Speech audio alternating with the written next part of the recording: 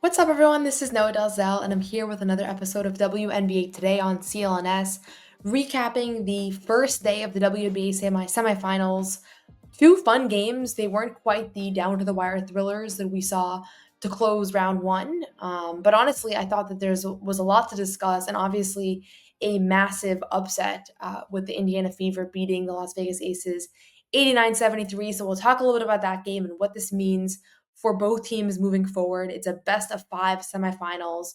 So one game does not dictate what's going to happen, but I do think that the Fever's game one is not a fluke, and we're going to see this team really make it difficult for Las Vegas throughout the rest of the series.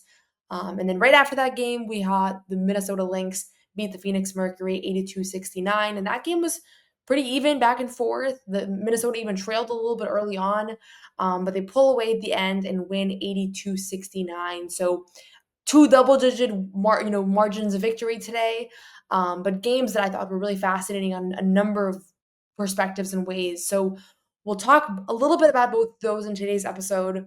For those of you that are just tuning into WNBA Today for the first time, this is a new daily, regular, maybe every other day WNBA show where we'll be discussing the latest as it relates to the league, whether that's off-season transactions, whether that's the playoff games from this week. We'll be bringing on media members, players, coaches, uploading press conferences. We'll have all sorts of things here on this YouTube channel. So go subscribe to WNBA Today on CLNS. We also have a Twitter account. You can find us there as well. But I've been covering the WNBA for 2 seasons now. It has been an absolute blast to do so. Was in person for most of last year's playoff run at the WNBA finals and all that, and have been really enjoying watching these games this year as well. So wanted to kind of say the big takeaways from the first game of the day, which was Indiana against Las Vegas. So first of all, I think nobody expected Indiana to even be in this position where they are in the semifinals. They're one of four teams standing. Again, this has been discussed countless times, but the fact that this Fever team is without Caitlin Clark, without Sophie Cunningham, without Sydney Colson, Ari McDonald, Chloe Bibby, like it's kind of ridiculous that they even found themselves here, and they find a way to win enough games down the stretch of the regular season to be the number 6 seed.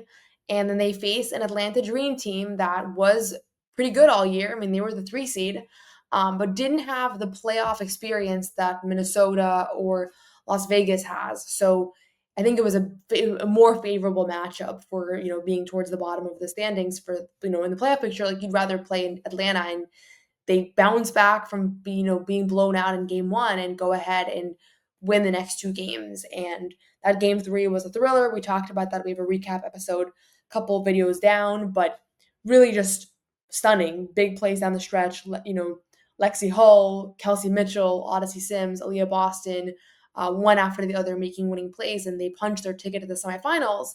And I think still everybody was counting this Fever team out. You look at the ESPN predictions, I think every single ESPN analyst picked Indiana to lose the series and picked Las Vegas to advance to the finals. I had the Aces winning the series in 5. I still stand by that prediction, but I said both series I think are really going to go down to the wire, and I still think that's going to be the case. And if Indiana wins, I honestly won't be shocked at this point because we've already seen that this team is just punches above its weight. Stephanie White talked post game about how they put the team before themselves, and you can really see that in every way. And today's game, I thought there were a couple of keys. Number one is Kelsey Mitchell, who the team really campaigned for all season long, like MVP her. They wanted her to be in the MVP race. She was one of the 5 finalists. She will be on the All WNBA first team, almost certainly, based on how MVP voting looked today, which came out. Congratulations to Asia Wilson for earning her 4th. But Kelsey Mitchell just put together another masterclass offensive performance. 34 points on 12 of 23 shooting, 3 assists, 2 steals. Nobody could stop her. And this has kind of been the case with Kelsey Mitchell for a lot of the season, that she's had the best couple years of her career, and this was the best season of her career. And she is the primary reason, if you have to pick one, that Indiana is in this position right now. So huge shout out to her. The Aces had no answer for her. They threw different players at her at different points. I mean, she is just such a crafty scorer right now. and not just like her skill level and her talent. Like that's obvious, but you can tell she's playing free. She's playing confidently, and she talked post game about how this means so much to her to know, to feel like everybody believes in her, and you can see it on the floor, like you can see it on her face. She is just playing enjoyable basketball, and just a huge, huge game for her today that, kept them in it early and then also enabled them to build a little bit of a gap, and, really kind of put this Aces team away in the fourth quarter. But it wasn't just Kelsey Mitchell. You have to give a shout out to Odyssey Sims, who has been the starting point guard for the Fever for the last month or so. Again, this is a player who was waived by the Los Angeles Sparks in July, was at home waiting for the call, which is what this league is all about, right? It's a lot of players are shuffling in and out, joining different teams, playing on hardship contracts, just fighting to stay in it. And I think as the league expands, as there are more roster spots, players like Odyssey Sims are going to have full-time contracts, which is what they deserve, because she deserves to be a full-time WNBA player, on a roster, not, signing hardships and getting waived all the time. But in this game, she has 17 points, 3 assists, and 3 steals. And her court vision is there. She had some really big passes. But again, 17 points on 7 of 13 shooting. Like, this is, this is what you get from a high quality point guard, right? She was out of the league a month ago. Like, it's so hard to wrap your mind around it. And credit to her, but also credit to the Fever and Stephanie White, and their whole department of kind of bringing in these new players, because we have seen this all season long. Like, Ari McDonald joins. She was waived earlier this season. Right away, she's making an impact. She's finding her rhythm. So it's so impressive just the way that this Indiana team has found ways to bring in players that are basically out of the WNBA, and not just bringing them in and saying, okay, they're insurance, but actually like making them all look like steals. And so some of it is being good at evaluating talent, but then some of it is also like once they join, they have kind of gotten everybody up to speed well. And you have to give Stephanie White a ton of credit, who has been at the center of everything that this team has done defensively, offensively, confidence wise, morale wise. Like, I think she was the perfect coach for this team. She's one of the league's great coaches, and this was another one of her masterful coaching jobs, which she's had many of throughout her career. And she's won Coach of the Year. She's been in these positions before, but this has been a really special season for her. So those two, the backcourt of this Fever team, Kelsey Mitchell and Odyssey Sims, they really are the storyline here. But I would say Aaliyah Boston, who only had 6 points, 11 rebounds, 5 assists. So she always kind of stuffs the stat sheet in those categories as a playmaking big and as a good rebounder. But it was the defense. It was the single coverage defense on Asia Wilson, who this morning was crowned the first player in WNBA history who has won 4 MVP awards. And Aaliyah Boston, fellow South Carolina grad, just did an incredible job guarding her. And Asia Wilson finishes with 16 points on 6 of 22 shooting. It's so hard to fathom Asia Wilson shooting 6 of 22 from the field. One, because she does get a lot of, clean looks or, shots around the basket. And I think she did miss some today. There were just uncharacteristic misses that she won't continue to miss, as this postseason continues and as the series continues. But Aaliyah Boston made her life really, really difficult. And I think like any other situation, if you can have single coverage on an elite player, that's a huge win. And in this case, they, for a lot of this game, it was just Aaliyah Boston guarding Asia Wilson and forcing her to slightly more difficult shots, annoying her, making her a little bit off balance, getting slightly not the angle that she prefers. And she had a really bad game, and she really did. And I don't know if it was just the defense or maybe she just had an off night. Obviously she has 38 points in the last game she suited up for. She wins MVP. I think, she has this MVP press conference today. I don't know if that impacts her ability to play well. I think she struggled last year right after winning the MVP award as well. But, she's a professional, and this is an important game. So I wouldn't really attribute it necessarily to the distractions around MVP. I think she has a lot of experience now winning MVP awards. I really give a lot of the credit to Leah Boston for how she was able to hold her own on the defensive end against probably the best player in the world, or if not the best, then one of the best. The Aces got a little bit from Jackie Young, 19 points, 7 rebounds. Big that Dana Evans game, who's again continued to be a really reliable bench player for this Las Vegas team, 14 points on 6 of 9 shooting for her. But it wasn't enough. I think the biggest thing that stuck out to me was their defense was just bad. Like, it was a tough watch. I felt like they could have played harder. I felt like they were slow on rotations. Their one-on-one defense wasn't the best. And this is an Aces team that struggled defensively for a lot of the season. They finished with the 8th best defensive rating. Their defensive rating was part of why I didn't give A'ja Wilson my Defensive Player of the Year vote. I did vote for her for MVP, but for Defensive Player of the Year, I felt like it should come from one of the league's elite defenses. And I was watching this Aces team today, and I was like, this team is not playing good connected defense in a really, really important game against the Fever team that has some firepower, yes, but they should be able to keep up with this group. So the players that stuck out to me the most is, Aaliyah Boston, obviously, Kelsey Mitchell, 2 All-Stars, both on my all WNBA ballot. I had Kelsey Mitchell first team, Aaliyah Boston second team. Odyssey Sims, which continues to be one of my favorite stories of this postseason. Natasha Howard, who has quietly been really solid for Indiana back where her career began. She had 12 points, 11 rebounds today. And shout out to Brianna Turner, who was not playing for a lot of the season and I think was kind of catching a lot of flack from Fever fans, and she stayed ready. And, Stephanie White and her teammates have talked about this, but she gave them a really good 23 minutes today, 6 points on three or four shooting. She's just been solid on both ends throughout these playoffs. So, Damiris Dantas remains out with a concussion. She didn't even travel with Indiana today. So really good to see Brianna Turner kind of continue to fill that role off the bench and eat some of those minutes. So are they going to be able to do it again? Las Vegas has another game at home before the series goes back to Indiana, and that Indiana crowd is going to be rowdy as we can expect.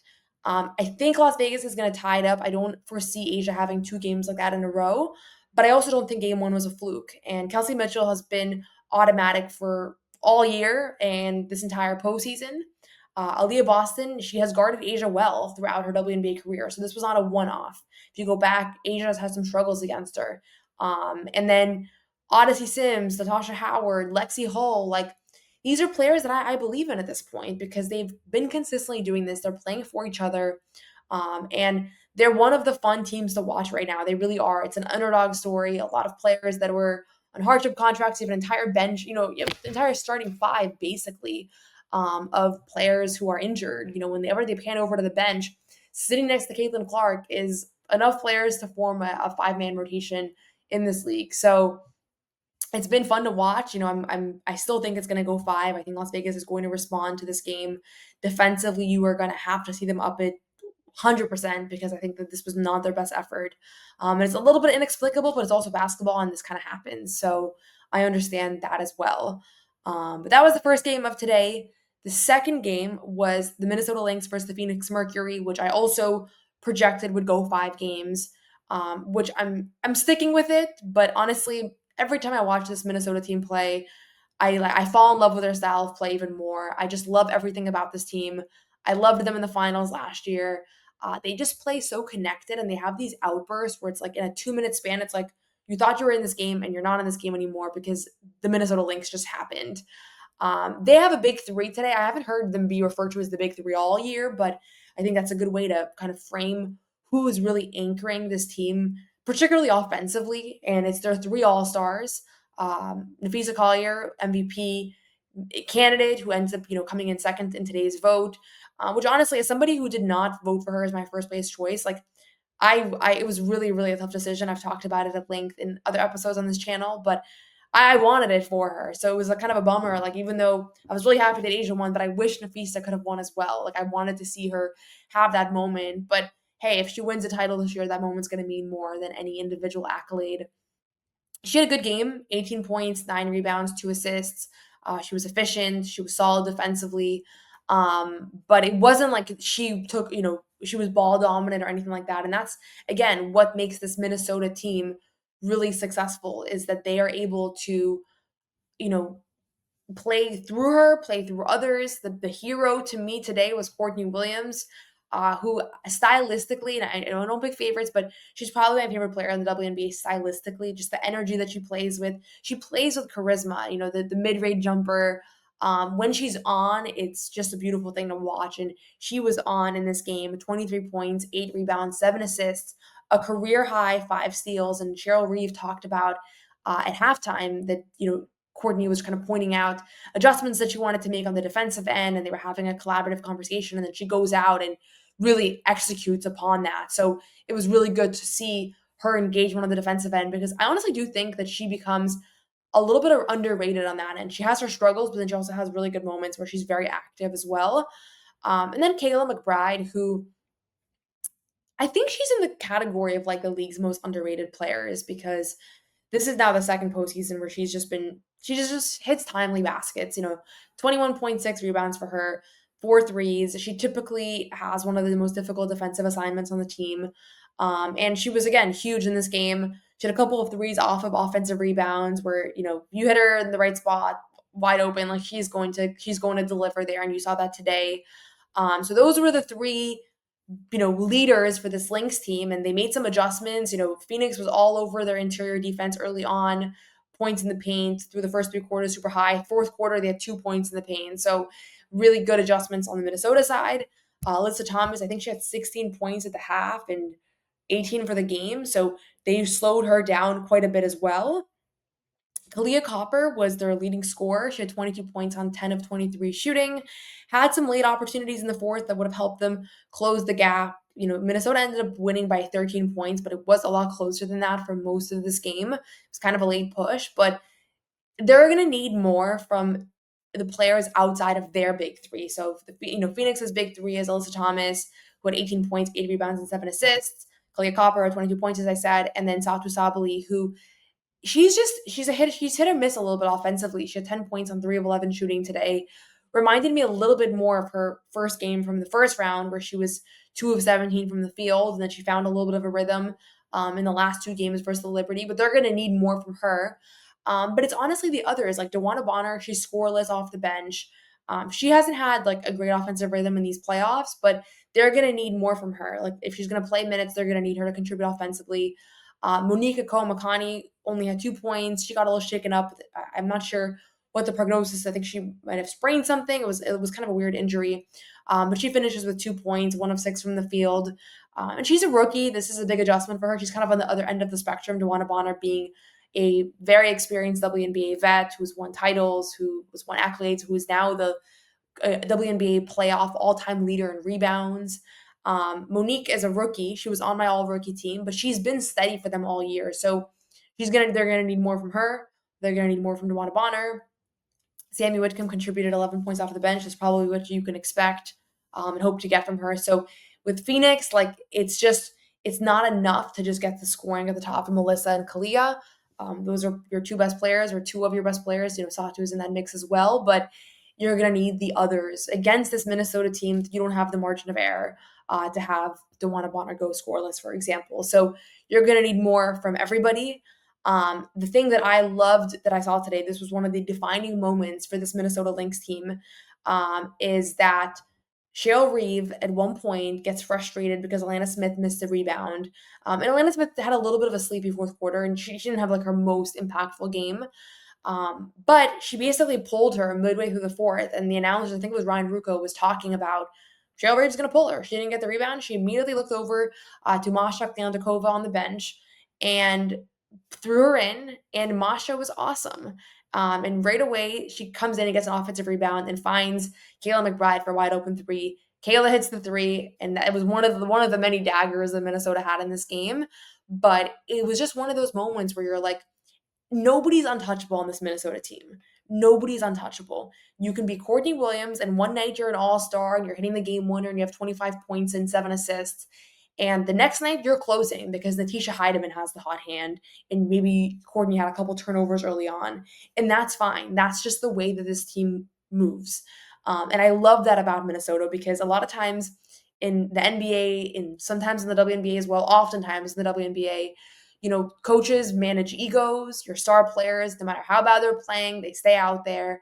And bench players are probably not going to crack the rotation regardless. And with this Minnesota team, it's like if you come in and make an impact and do your job, you might stay on the floor. Like I think that Cheryl Reeve would bench Napheesa Collier if she had to, if she felt like Jessica Shepard was playing better. Like truthfully, that is the way that she has operated. I cannot think of another coach in professional basketball that has been like that. And Courtney Williams is the number one person who you see that happen to, where she just sometimes just gets benched for an entire quarter down the stretch just because Napheesa's outplaying her. And it's like, yeah, Courtney's usually the better player, but if she's not on a given night, Cheryl has no problem with that. And I think in this case, you saw Masha come in and really give Minnesota some great minutes, and they had no problem with, Alana Smith, their newly crowned Defensive Player of the Year, who's had an awesome season, who's been an anchor for this team, sitting on the sideline. Like, that is totally fine. That is within their wheelhouse. So this was a really good Minnesota Lynx effort. They did what they had to do. Game one at home. Afterwards, Napheesa Collier was asked about, not winning MVP today, and she was like, that's not, it was not hard to push that aside because we have a team goal, and that's winning a title. And you can see, nobody is bigger than the program when it comes to this Lynx team. Cheryl Reeve has coached Dynasty before. She's talked openly about how much she wants this group to experience that. Last year was a heartbreaking finish. I was in the building when they lose game 5 in overtime, and it was one of those games where you could hate the Lynx and you would feel for them in that moment, because it really was just so emotional to see a last second call, a couple of the bounce of a ball, and they win a title, and then said they don't. And we all knew they were going to come out hungry this year. They were the best team in the league all season long. They ended up having the best record by 4 games over the Aces. They don't quite get rewarded with hardware. I had Napheesa Heidemann for sixth player of the year. She doesn't win that. Atlanta Dream forward Nas Hillman does. Atlanta Smith gets the co-defensive player of the year, but that's it. They don't get Napheesa Collier was not even really that close to the MVP award. So if I were a Minnesota Lynx player, I would say, they're overlooking us. They're, again, not giving us the credit that we deserve. And we're going to come out and make a statement in this postseason. And so far, they're undefeated. They're the only undefeated team in the playoffs. They've had some close calls. That Golden State Valkyries game 2 was a tight one, but they're 3-0 so far. No other team has done that. Every other team has dropped at least one game.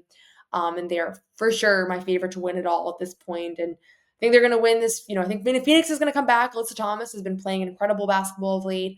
I think some of their role players are going to step it up. I don't think Statu Sabali is going to have such a kind of low-scoring, inefficient offensive performance 2 games in a row. I think she's going to find a little bit of a rhythm like she did in the first round.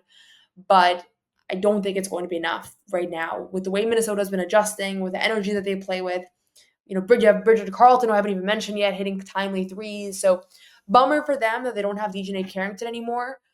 She's out for the rest of the playoffs with a foot sprain. But outside of that, the depth is pretty ridiculous. And off the bench today, you also have Jessica Shepard, who I haven't talked too much about, but at any moment she can come in and play some really reliable minutes. She's a WNBA starter. I think she just hasn't had that opportunity. But Napheesa Heidemann, obviously, it wasn't huge in this game, but can always give you timely baskets and energy. And if Courtney's off next game, you bet that Cheryl Reeve is gonna, throw her in to close the game. So we had 2 good game 1s. These are 5-game series. Both teams face off again on Tuesday. And we'll see if teams are able to tie it up. Well, I'm rooting for long series here. My predictions were both 5 games, both series going 5 games. So let's see if the Mercury and the Aces can pull off game 2 wins to tie things up. If they do that, they'll also be regaining home court advantage. So actually, no, sorry. The Fever already have home court advantage now. But the Mercury would regain home court advantage if they're able to win game 2. So we'll have more coverage here on WNBA Today on CLNS. Go subscribe, leave us a comment, a like, a share. We're also on Spotify and Apple. So if you prefer to watch this podcast with audio, listen to this podcast, I should say, you can do that there as well. So as always, thank you for watching. Hope you continue to enjoy the WNBA playoffs, and enjoy the rest of your day.